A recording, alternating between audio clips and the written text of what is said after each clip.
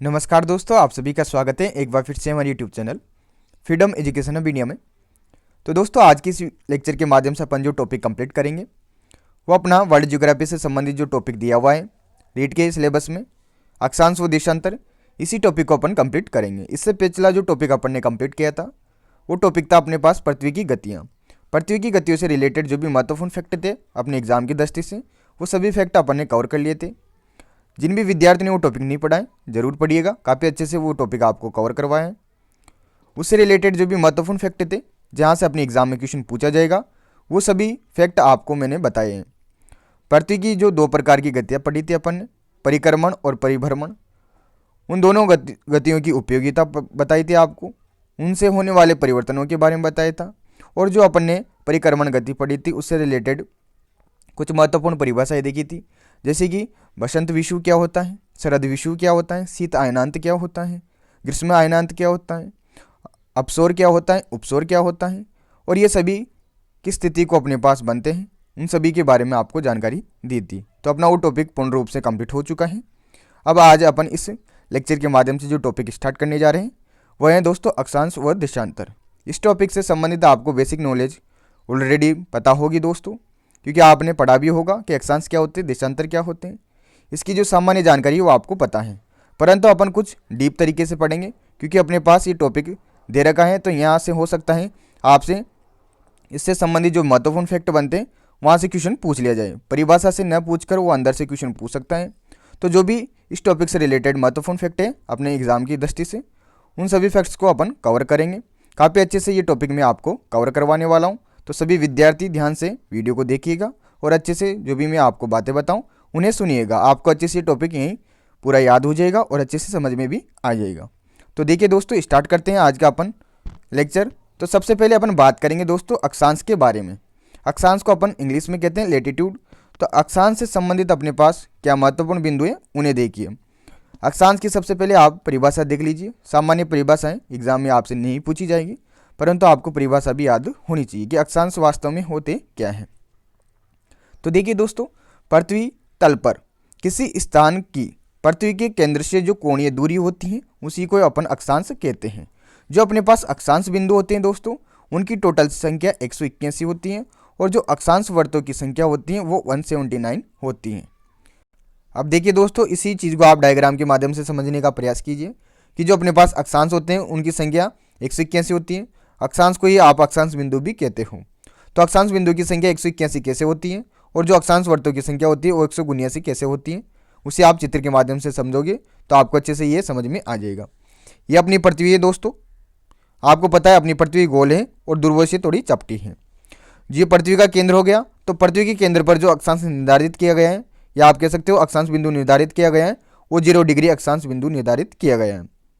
इसके ऊपर उत्तर की ओर 90 अक्षांश बिंदु निर्धारित किए गए। जो अंतिम अक्षांश बिंदु है वो है 90 डिग्री अक्षांश बिंदु। इसी प्रकार दक्षिण में भी अपने पास 90 अक्षांश बिंदु निर्धारित किए गए। जो दक्षिणतम अक्षांश बिंदु है दोस्तों वो है अपने पास 90 डिग्री। जो उत्तर का 90 डिग्री वाला अक्षांश बिंदु है इसे आप उत्तरी ध्रुव कहते हो और दक्षिण में जो 90 डिग्री वाला अक्षांश बिंदु है इसे आप दक्षिणी ध्रुव कहते हो। ठीक है, तो देखिए दोस्तों, अब बात करते हैं कि अक्षांश बिंदुओं की संख्या 181 कैसे हो जाती है। तो 0 के बाद 1 से लेकर 90 तक अक्षांश बिंदु किधर हो गए, उत्तर में हो गए। तो 90 तो ये हो गए दोस्तों।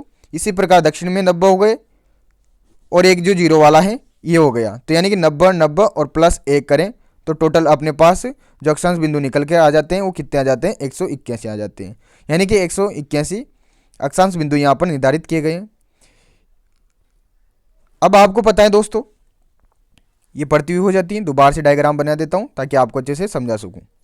जो 0 डिग्री वाली अक्षांश बिंदु हैं दोस्तों इनको अगर अपन किसी काल्पनिक रेखा से मिला दें आपस में तो अपने पास जो ये रेखा है इस रेखा को कहा जाता है दोस्तों 0 डिग्री अक्षांश रेखा। और इसका जो नाम दिया गया है वो दिया गया है भूमध्य रेखा या विषुवत रेखा। तो ये आपको पता होगा दोस्तों कि जो 0 डिग्री अक्षांश रेखा है इसे ही आप क्या कहते हो दोस्तों, भूमध्य रेखा या विषुवत रेखा कहते हैं।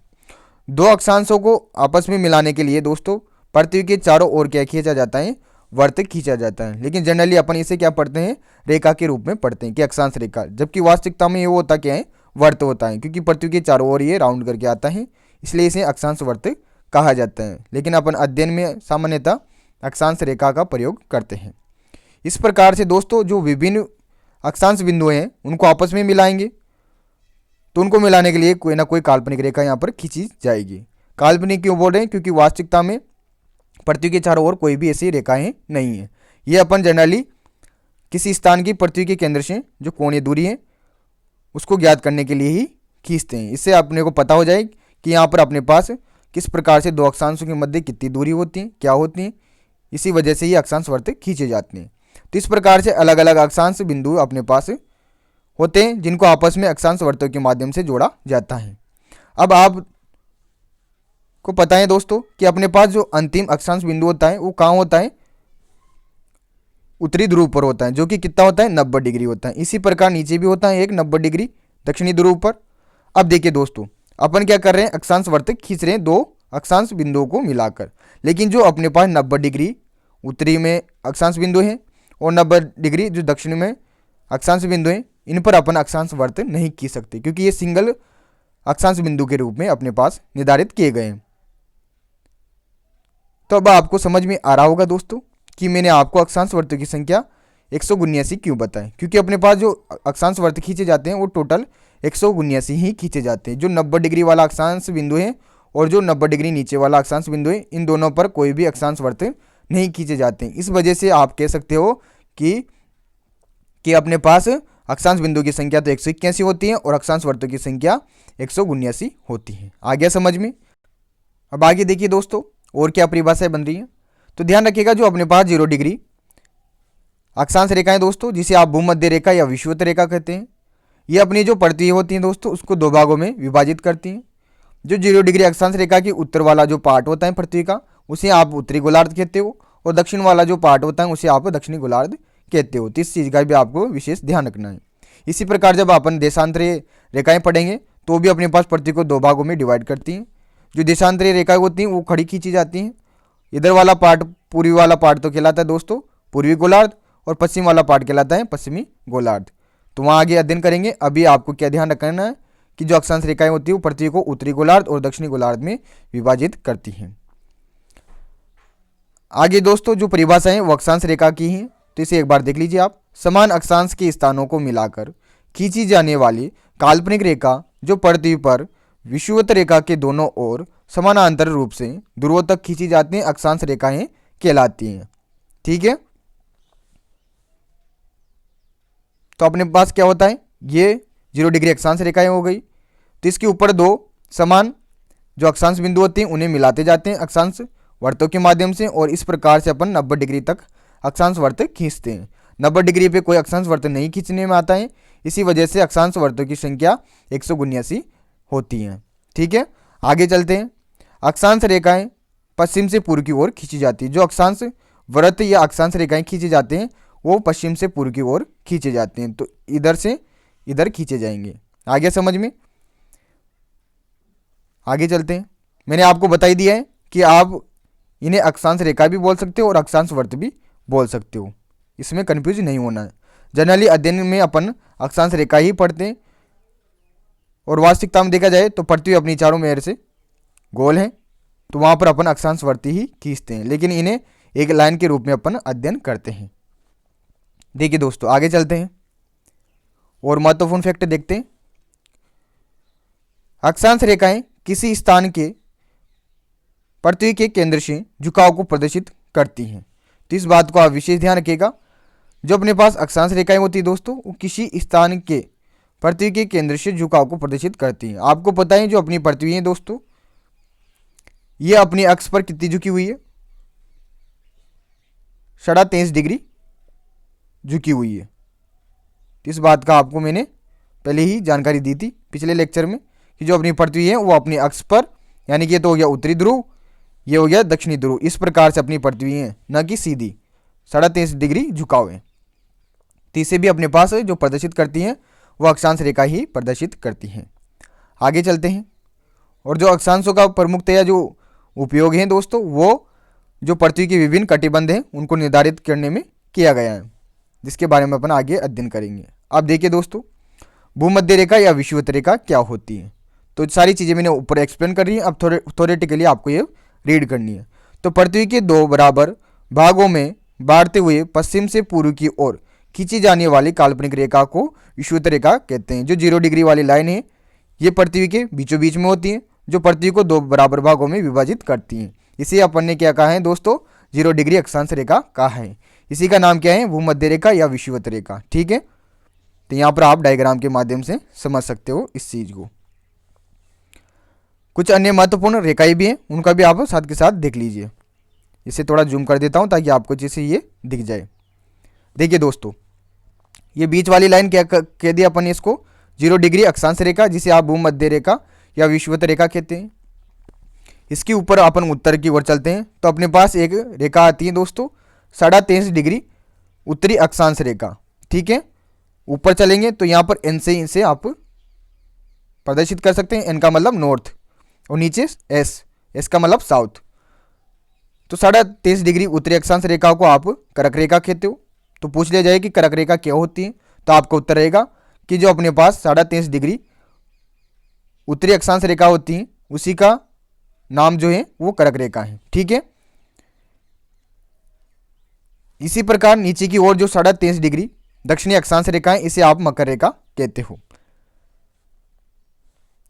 इसके ऊपर चलते हैं तो एक और वर्त आता है दोस्तों अपने पास 66.5 डिग्री उत्तरी अक्षांश रेखा या उत्तरी वर्त। इसे दोस्तों आर्कटिक वर्त कहा जाता है। तो ये पूछ सकता है कि जो आर्कटिक वर्त होता है दोस्तों वो कौन सा वर्त होता है, तो 66.5 डिग्री नॉर्थ जो सर्किल होता है या फिर आप कह सकते हो उत्तरी अक्षांश रेखा होती है, इसे ही अपन आर्कटिक वर्त के नाम से जानते हैं।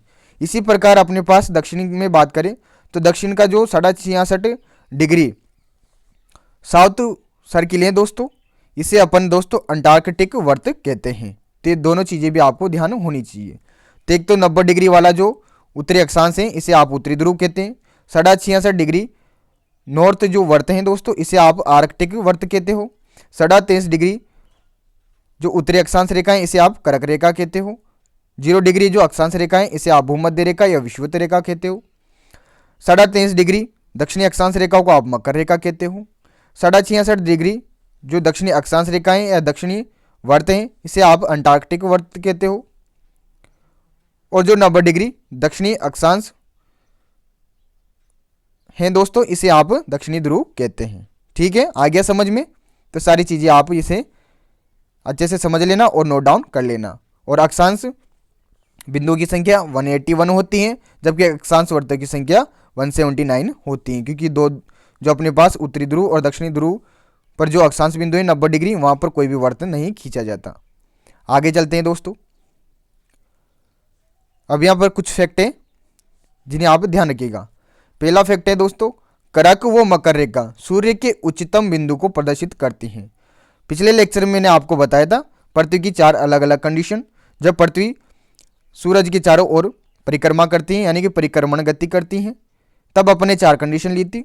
उसमें क्या था, सूरज क्या हो रहा था, अलग अलग कंडीशन में अपने पास पृथ्वी पर गिरता था। सबसे पहली कंडीशन ली थी अपन ने जब अपने पास सूरज मकर रेखा पर गिरता था। दूसरी कंडीशन ली थी जब सूरज अपने पास भूमध्य रेखा पर सीधा करता था। और थर्ड कंडीशन ली थी अपन ने कर्क रेखा पर जब सूर्य सीधा चमकता था, यानी कि आप कह सकते हो सूरज की लंबवत किरणें पड़ती थी। तो इसलिए यहाँ पर जो बोला गया है कि सूर्य के उच्चतम बिंदु को कौन निर्धारित करता है, कर्क रेखा और मकर रेखा, क्योंकि अंतिम स्टेज थी अपने पास कर्क रेखा, यानी कि जो साल में अपने पास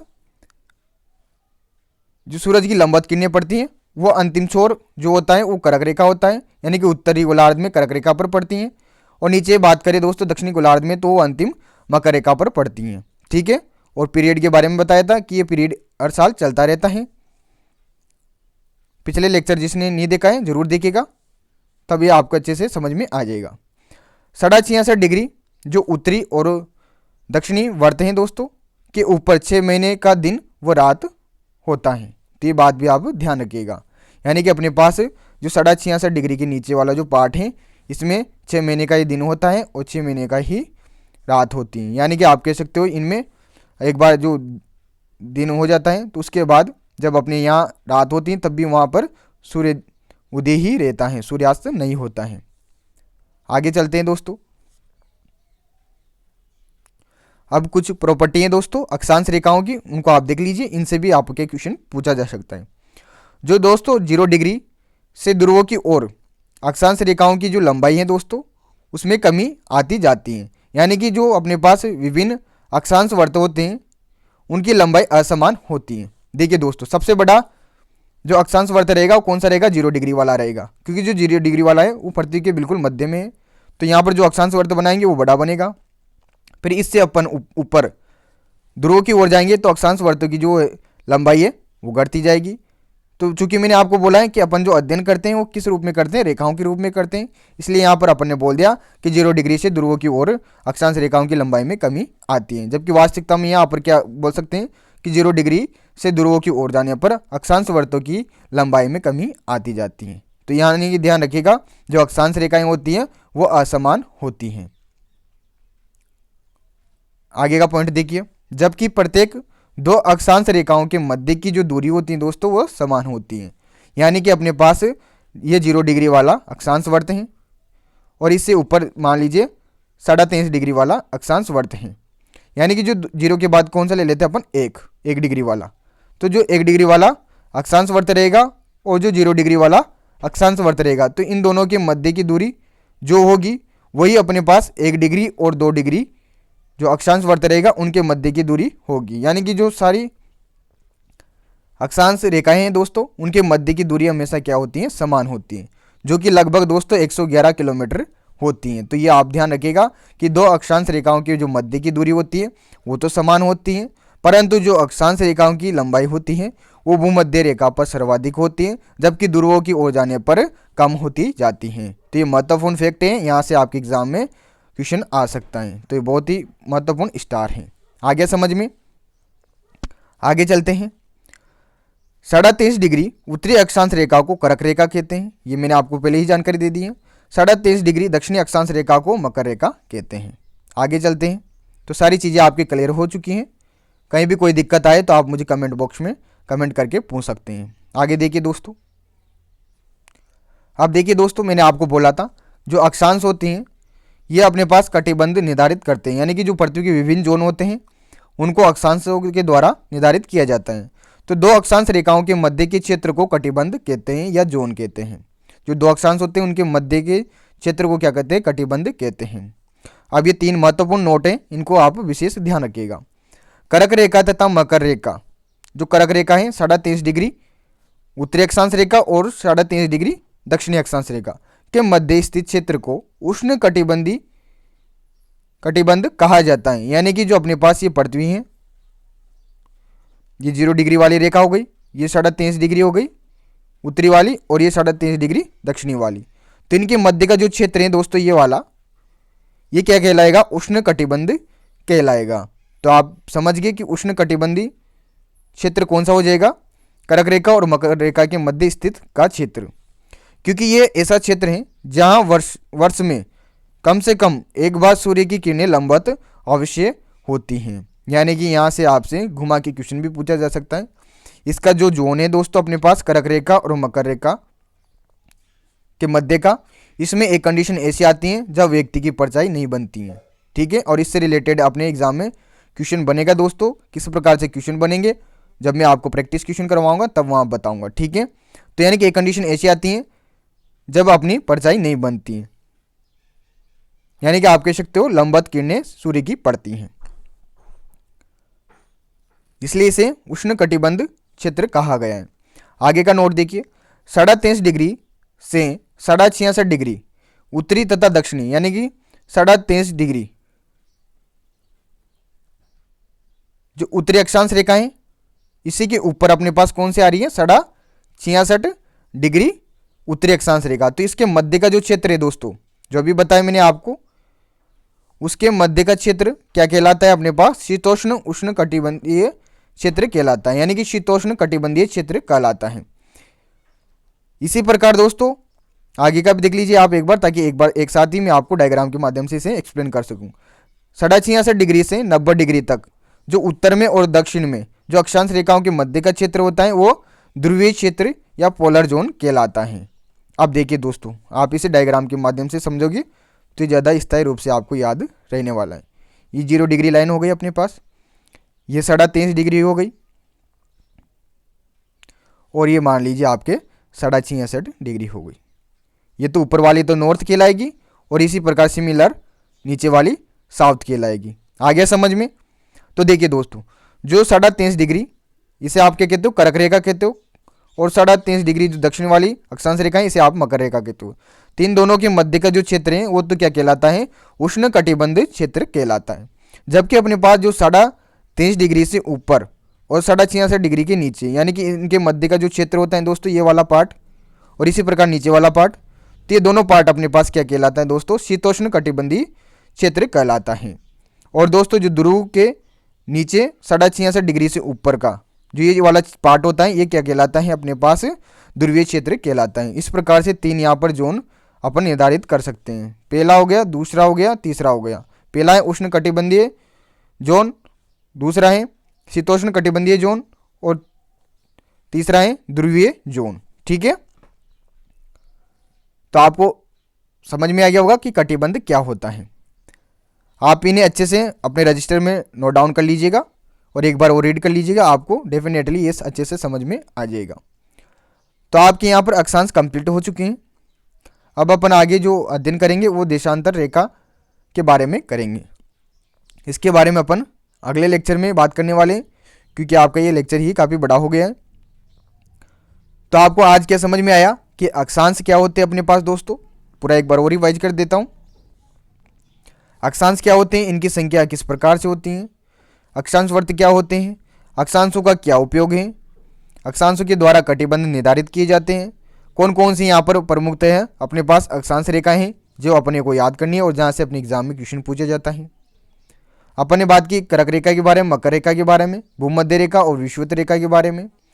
जो अक्षांश रेखाएं होती हैं उनकी जो गुणधर्म होते हैं उनके बारे में देखा कि जो अक्षांश रेखाओं की लंबाई होती है वो भूमध्य रेखा पर सर्वाधिक होती हैं, परंतु ध्रुवों की ओर जाने पर अक्षांश रेखाओं की लंबाई में कमी आने लगती है, या आप कह सकते हो अक्षांश वर्तों की लंबाई में कमी आने लगती है। जबकि दो अक्षांश वर्तों के मध्य की दूरी, या आप कह सकते हो दो अक्षांश रेखाओं के मध्य की दूरी लगभग समान होती है, जो कि अपने पास कितनी होती है, 111 किलोमीटर होती है। ठीक है, और जो 23.5 रेखा होती है उत्तरी, इसे कर्क रेखा कहते हैं, और जो 23.5 दक्षिणी अक्षांश रेखा होती है इसे अपन मकर रेखा कहते हैं। इस प्रकार से अपन ने आज के ये लेक्चर में बहुत ही महत्वपूर्ण बातें पढ़ी हैं दोस्तों, जहाँ से आपके एग्जाम में 100% क्वेश्चन आने की संभावना है।